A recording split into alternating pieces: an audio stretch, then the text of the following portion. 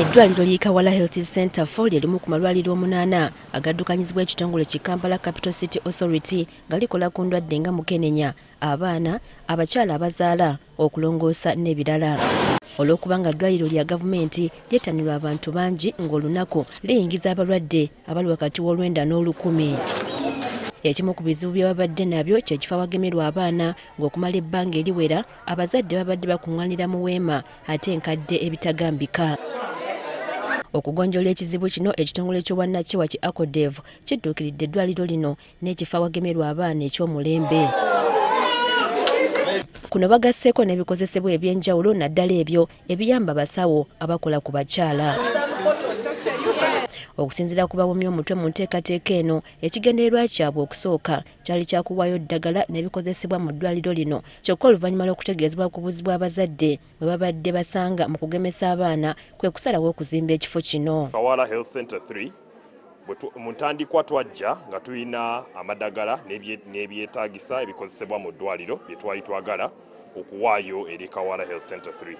Naye ne tufuna okuwabulwa okuva eri KCCA nti weewaawo amadagala n'ebikozesebwa byetaagisa, naye waliwo ekyetaagisa shed bamaama naddala babeera bazze okugema abaana gye beetaagisa. Ffe mu localization ba experts abali on ground beba influencing nga kyetukola, n'olwekyo ne tutambulirawo ne tugamba ba steering committee Dr. Exalwango ne tiimu ye atugaidinze bwe tuti ate nga bw'otuuka ku ground olaba nga ddala kikola ki kyetaagisibwa. For us as an organization, we identify with small as well as big things.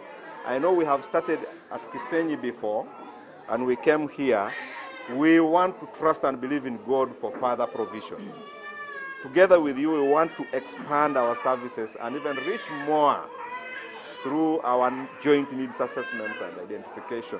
Baabi ebyobulamu mu KCCA n'abakulira eddwaliro lino bagamba nti kye batuuseeko kibaweewudde ku mitima. Shed yali mu ngeri ya tent naye ngera wafunda nga n'abalwadde bangi nga bafuna obuzibu enkuba bwe beetonye ng'esobola okubakuba, empewo esobola okuyita mu baana abazze okugemwa. Enkuba olutonya nga n'ennamba zeesalika lwakuba enkuba ebeetonye tebana ne batuula bulungi babeera mu kanyigo.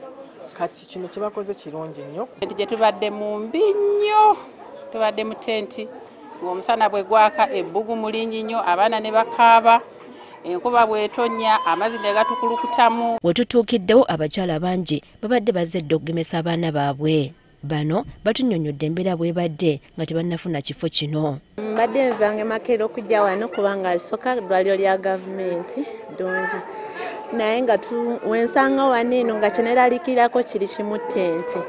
Ng'osanga ekubyeko weebati ng'ejjudde, ebbugumu lingi, tetulina we tutuula nga tuyimirira abamu. Anti kati bw'ebeera ng'etonye awo mba sigenda kujja kuba ekifo mbeera neraliikiridde ekifo tolina ogenda kutuula oluusi abantu baba bangi.